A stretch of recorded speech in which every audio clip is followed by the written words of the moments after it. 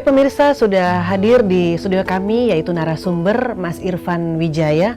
Beliau seorang penulis skenario dan juga seorang novelis. Apa kabar Mas Irfan? Baik, terima kasih Mbak Melani. Terima kasih sudah hadir di studio School TV. Terus Mas, langkah-langkah apa seorang penulis dalam menyiapkan skenario? Mungkin bisa dijelaskan. Ketika kita membuat skenario film, kita harus mengerti ada 5 tahapan. Kita mulai dari membuat premis. Membuat premis itu membuat ide gagasan pokok atau ide dasar cerita. Kemudian kita lanjutkan dengan basic story, pengembangan dari ide premis. Kemudian setelah itu kita lanjutkan dengan membuat sinopsis. Sinopsis itu ringkasan secara garis besar. Nah, kemudian setelah sinopsis kita akan melakukan membuat treatment. Treatment adalah membuat sketsa atau rancangan yang berisi dari urutan-urutan kejadian atau peristiwa di dalam sebuah skenario. Nah, kelima baru kita membuat naskah yang utuh. Naskah yang utuh itu lengkap dari kejadian, tempat, tokoh, dramaturginya maupun kita bisa lihat seperti ada voice over, ada kamera follow, semuanya ada di dalam naskah. Oh, berarti penulisan skenario itu ada tahap-tahapnya seperti itu ya Mas ya? Ya, benar sekali Mbak Melani. Jadi sangat kompleks juga ya berarti ya cara tahap-tahap dalam menulis skenario ya? Ya, diperlukan pemikiran yang dalam untuk membuat skenario. Dan itu dibutuhkan kerjasama antara penulis skenario sendiri, produser maupun sutradara. Oh iya. Pemirsa di rumah mungkin mau tahu sedikit mengenai plagiarisme atau epigon. Mohon dijelaskan Mas. Plagiarisme dan epigon sering disamakan. Plagiarisme itu sangat berbeda dengan epigon. Kalau plagiarisme itu menjiplak, mengambil karangan seutuhnya sehingga karangan itu atau karya itu sama seperti karya aslinya. Sementara epigon mereka meniru gagasan dari karya yang masuk sebelumnya, kemudian dibuat karya baru yang sumbernya tidak berbeda jauh dengan sumber yang lama. Nah, itu banyak terjadi di industri sinetron kita yang banyak mengambil dari karya-karya luar negeri yang kemudian disadur dan dirubah hanya sedikit sehingga tidak mempunyai gagasan baru. Itu kurang lebih. Wah, memang terkadang saya juga suka lihat ya itu ya, banyak orang menciplak gitu ya, mungkin dengan mudahnya, dengan gampangnya mengambil dan langsung menayangkan gitu tanpa mempunyai ide-ide baru lagi ya Mas ya. Sangat disayangkan. Sangat disayangkan sekali ya. Nah pemirsa, di segmen ini masih ada pertanyaan-pertanyaan yang mau saya ajukan ke narasumber. Mas Irfan, saya mau tanya ya. Gaya bahasa antara penulis skenario film dengan novel itu seperti apa? Mungkin bisa dijelaskan ke pemirsa di rumah. Baik, kalau gaya penulisan novel itu lebih kepada mengajak para pembaca untuk membayangkan kejadian atau alur cerita. Sementara pada karya penulisan skenario, kita bisa melihat cerita itu pada saat film itu terbuat atau terbentuk. Gaya penulisan novel lebih kepada menggunakan tata bahasa, sementara penulisan skenario lebih langsung menuju ke masalah, sehingga mudah diterapkan oleh sutradara maupun kru lainnya untuk menghasilkan suatu karya tersebut. Gaya penulisan itu bisa di dalam pembuatan novel, gaya penulisan itu berbagai macam. Bisa yang lebih ke puitis, mendayu-dayu, bisa yang lebih keras, bisa yang menggunakan bahasa-bahasa ungkapan. Yang terpenting untuk menulis novel adalah pesan bisa langsung masuk kepada para pembacanya. Itu lebih diutamakan. Tentu keindahan akan mempengaruhi karya tersebut. Sementara film yang bisa diterima oleh masyarakat adalah skenario-nya kuat. Skenario kuat itu adalah dasar untuk menjadikan suatu film itu film yang baik. Saya kira itu lebih bisa kita kembangkan.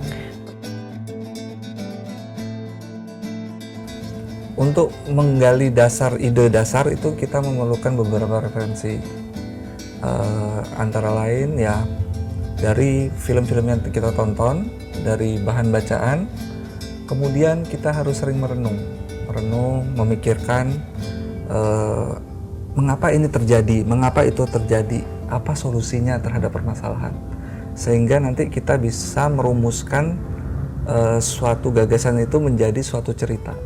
Di dalam cerita itu nanti akan kita bicarakan tentang karakter tokoh, baik itu protagonis maupun antagonis. Kemudian kita akan bicara latar belakang masalah terjadinya suatu peristiwa, sehingga nanti di babak-babak dalam penulisan skenario itu nanti kita akan bisa mencari solusi maupun cara-cara yang baik ya, yang baik untuk menyelesaikan naskah tersebut. Mas Irfan, apa arti dari struktur dramatik dalam penulisan skenario? Mungkin bisa dijelaskan lagi ke pemirsa di rumah. Baik, struktur dramatik biasanya mulai terdesain atau itu di dalam treatment cerita.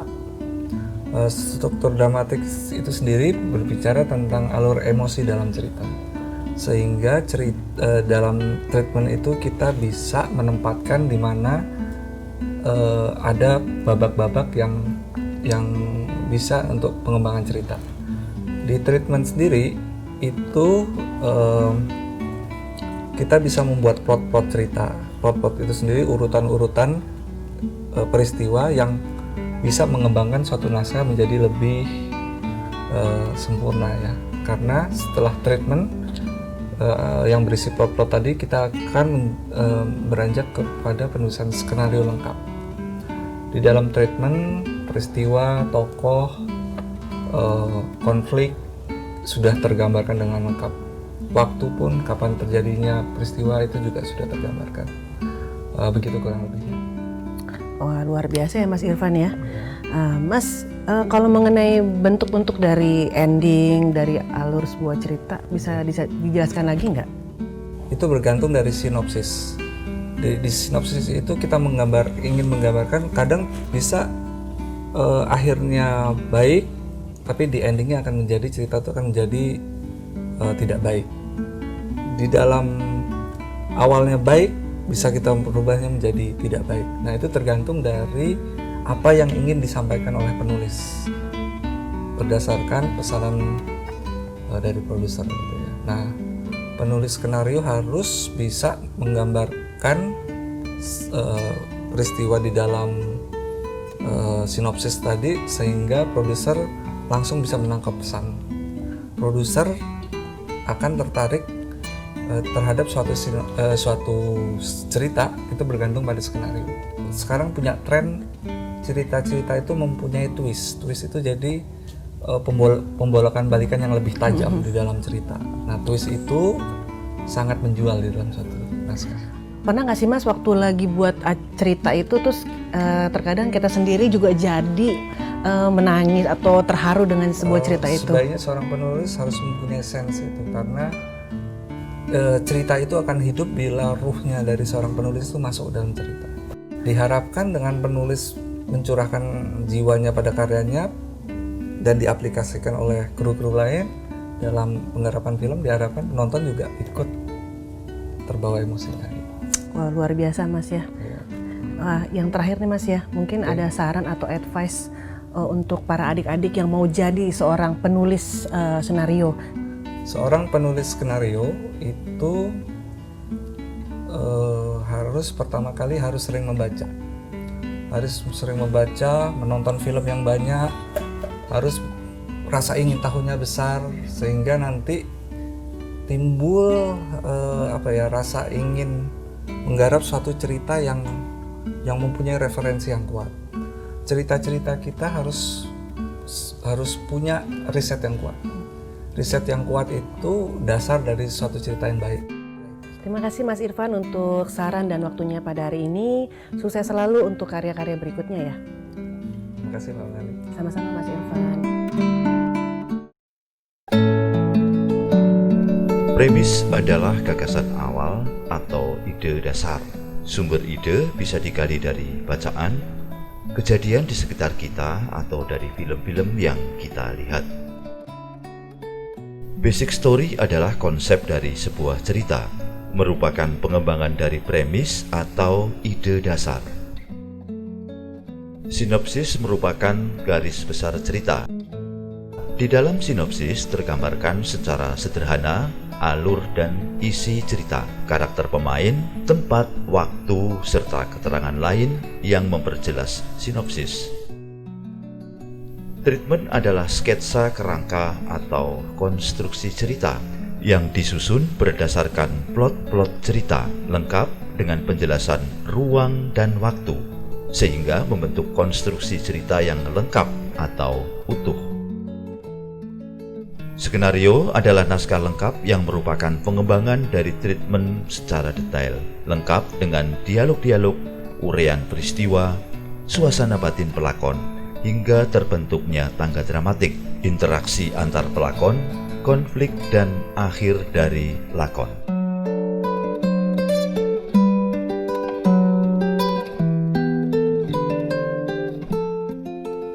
Format penulisan skenario. Pada umumnya, format penulisan skenario film menggunakan model skenario drama. Terdapat 4 elemen penting. 1. Elemen ruang dan waktu. Biasanya disebutkan atau dituliskan indoor atau outdoor, siang atau malam. 2. Elemen laku atau uraian jalannya peristiwa, interaksi dan aksi, suasana batin pelaku, dan keterangan lain yang diperlukan. 3. Elemen kata atau dialog, memuat dialog-dialog para pelaku. 4. Elemen krusial, permintaan khusus penulis kepada sutradara. Misal, perlunya ditampilkannya efek visual atau suara tertentu pada adegan tertentu. Format belah. Secara prinsip terdiri dari 2 bidang, kiri dan kanan. Bidang kiri merupakan ruang atau space visual. Seluruh elemen ruang, waktu, aksi maupun interaksi, termasuk elemen krusial diuraikan pada bidang atau kolom ini. Bidang kanan merupakan ruang atau space audio. Seluruh elemen kata atau dialog, termasuk sound effect dan musik, diuraikan pada bidang atau kolom ini. Karakterisasi, penggambaran karakter atau perwatakan dari para pelakon. Umumnya terdiri dari 3 kriteria atau jenis. 1. Antagonis, menggambarkan atau merepresentasikan perilaku sebagai sumber masalah, sering dilukiskan sebagai penjahat. Sekarang siapa di antara kalian yang tidak terima dengan ucapan saya? Siapa? Siapa? Ayo, siapa? Siapa yang tidak terima dengan ucapan saya, dengan cara saya? 2. Protagonis, menggambarkan atau merepresentasikan perilaku sebagai korban dari permasalahan, sering dilukiskan sebagai orang baik. Nggak bisa, Bu. Ini 5 menit lagi kelas akan dimulai. Saya mohon maaf, Bu. Kali ini saya tidak dapat memenuhi permintaan Ibu. Oh, jadi Bu Santi lebih mementingkan anak-anak terlantar itu Daripada Ibu Is, saya tidak pernah membedakan siapa yang saya didik. Atas permintaan Ibu juga kan saya mengajar di kelas khusus ini. Andai ada guru pengganti, Sudahlah, Bu. 3. Tritogonis, menggambarkan atau merepresentasikan perilaku sebagai pelerai atau pemecah masalah, sering dilukiskan sebagai orang bijak. Jadi anak yang pintar. Jangan seperti ayahmu. Bodoh. Sukanya minum, ngeluyur lagi. Tangga dramatik. Tangga dramatik adalah struktur cerita yang dari waktu ke waktu bersifat mendaki atau meruncing hingga klimaks cerita. Tangga dramatik dibentuk dari konflik-konflik atau klimaks kecil di setiap adegan. Penulis skenario yang baik bisa memainkan emosi penonton melalui kecakapannya, menyusun klimaks-klimaks kecil pada tiap adegan hingga membentuk tangga dramatik yang dramatis. Perhatikan skema berikut ini.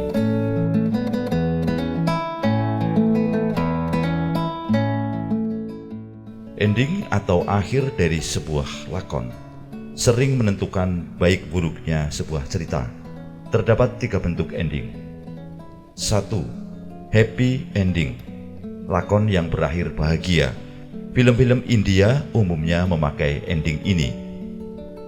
2. Tragic ending, lakon yang berakhir sedih atau tragis. Film-film drama berbobot sering menggunakan ending jenis ini, seperti film Romeo and Juliet. 3. Open ending, lakon yang tiada berakhir, yang mengajak penontonnya berpikir dan mereka-reka sendiri akhir dari sebuah lakon. Ending jenis ini juga sering digunakan dalam film-film drama berbobot seperti The Titanic. Transition trademark. Transition trademark adalah istilah-istilah yang lazim digunakan dalam penulisan skenario film. Fit out, fit in mengandung makna cerita dimulai. Layar meredup perlahan hingga gelap, memiliki tujuan menutup atau mengakhiri adegan dengan lembut atau soft. Transisi ini lazim digunakan untuk pengadegan dengan tempo sedang atau rendah. Dari redup atau gelap, layar berangsur terang, memiliki tujuan membuka atau mengawali adegan dengan lembut atau soft. Transisi ini lazim digunakan untuk pengadegan dengan tempo sedang atau rendah. Gabungan fit out, fit in dapat dimaknai sebagai jeda waktu atau jeda masa yang panjang, sehari, seminggu, sebulan, dan seterusnya. Cut to, transisi yang menandai berakhirnya sebuah adegan atau babak. Scene atau adegan atau babak. Sekuen, bagian atau sub dari sebuah scene atau babak. Parallel scene, beberapa adegan atau peristiwa yang berlangsung dalam waktu yang bersamaan di tempat yang berbeda, namun masih kontekstual dalam satu alur cerita. Parallel scene banyak digunakan oleh film-film seri dengan episode panjang, seperti telenovela, Tukang Bubur Naik Gaji, dan lain-lain. Istilah continuity atau sering ditulis county digunakan dalam penulisan skenario untuk menjelaskan kepada pemain atau sutradara dan editor bahwa ada kesinambungan scene atau adegan yang terpenggal scene lain. Continuity umumnya terkait dengan penggunaan parallel scene. Dissolve, transisi ini menandai pergantian atau peralihan waktu dan ruang. Transisi ini lazim juga digunakan sebagai jembatan menuju kilas balik atau flashback. Flashback atau kilas balik. Flash, transisi yang menandai pergantian ruang dan waktu secara cepat atau dramatis. Sering juga digunakan sebagai jembatan menuju kilas balik. Slow motion, gerakan lambat. Request slow motion biasanya sebagai pertanda bahwa momen motion yang dimaksud memiliki makna atau arti khusus. Untuk film komedi, slow motion bisa menciptakan efek lucu atau konyol. Fast motion, gerakan cepat. Request fast motion biasanya menandai momen motion dramatik yang memiliki makna atau arti khusus. Untuk film komedi, fast motion bisa menciptakan efek lucu atau konyol. Freeze atau stop motion, dari kata freezer atau beku. Gambar yang semula bergerak tiba-tiba terhenti. Request fast motion biasanya menandai momen motion dramatik yang memiliki makna atau arti khusus. Numbering, penomoran pada urutan scene atau adegan dan dialog. Penomoran adegan atau dialog dimaksudkan untuk mempermudah pemain dan sutradara saat reading. Untuk sutradara dapat mempermudah pembuatan breakdown dan schedule. Prinsip ekonomi kata.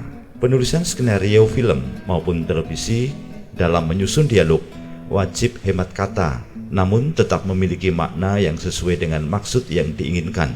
Hindari penggunaan kata atau kalimat bersayap atau istilah yang multitafsir. Gunakan bahasa atau kata yang komunikatif. Tip menjadi penulis skenario: rajin membaca, rajin menonton film, pelajari hal-hal yang terkait dengan perfilman maupun pertelevisian secara berkelanjutan.